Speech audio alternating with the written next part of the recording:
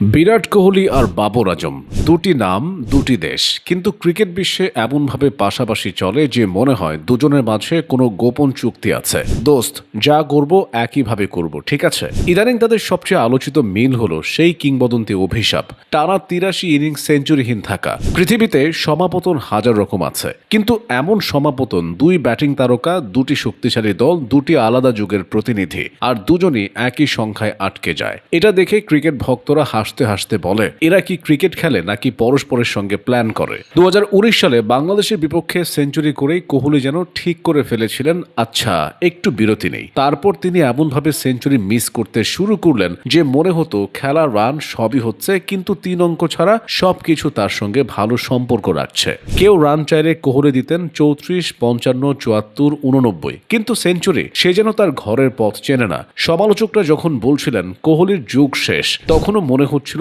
সমস্যা যুগ নয়, সমস্যা শুধু সেই ১০০ নাম্বার।